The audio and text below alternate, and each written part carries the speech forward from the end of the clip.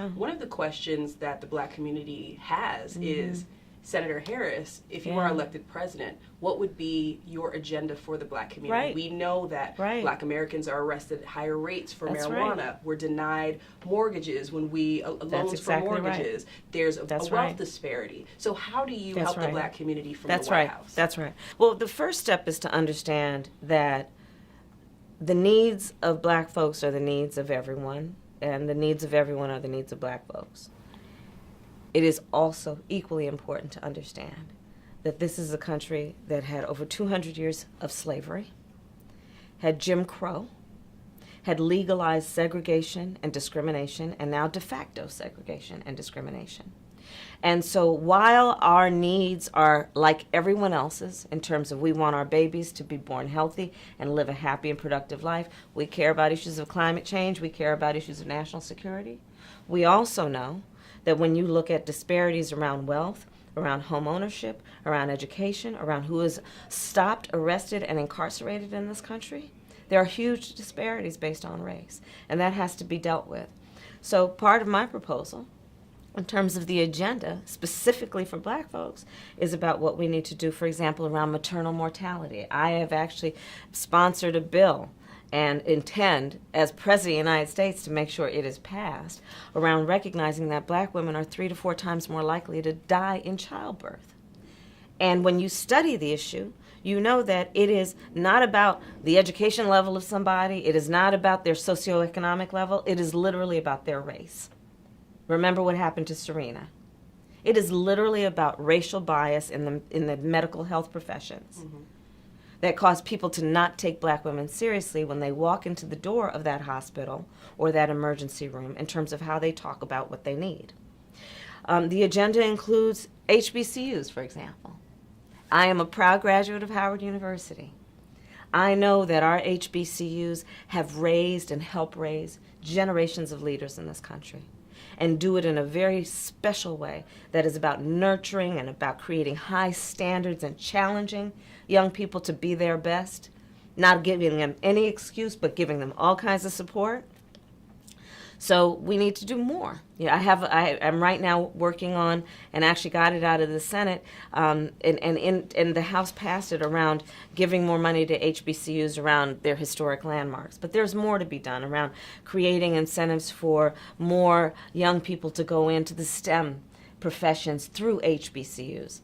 There is what we need to do around the point that you were raising about the economic disparities. I have a proposal that will be my first order of business when elected president, that is about lifting up middle-class working families. And what I'm proposing specifically is that families that are making $100,000 or less would get a tax credit that they would receive at up to $500 a month.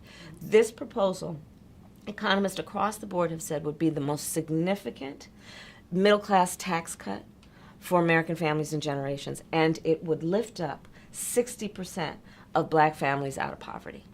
So it does touch Black families. Oh, even absolutely, though we're talking directly, about the middle class. directly. Because when you look at the proportionality of where Black families are, you see it in terms of housing and home ownership, where white families, something, I'm going to get this generally right, but something around 70% of white families own their homes versus somewhere around 40% for Black families. Yeah. So you don't have to look very hard to see that disparities exist. But you also don't have to look very hard to see this, that when we're talking about families, regardless of their color, they have an equal desire to work hard, to love their children, and allow them to have a pathway and an equal pathway to success. Black mothers, white mothers of whatever race, wake up in the middle of the night worrying about their children and their health and their well-being, and we need to address that. But I will say there's another issue that we need to address that's specific to Black families, and that is this.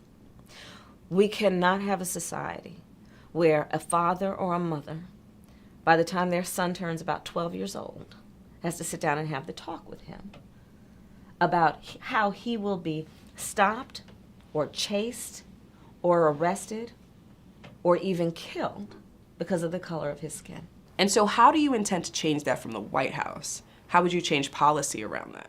Part of it is that the president makes a decision about who's going to run the United States Department of Justice. Currently, under this administration, they have shut down the pattern and practice investigations that involve investigating police departments that have a pattern and practice of discrimination.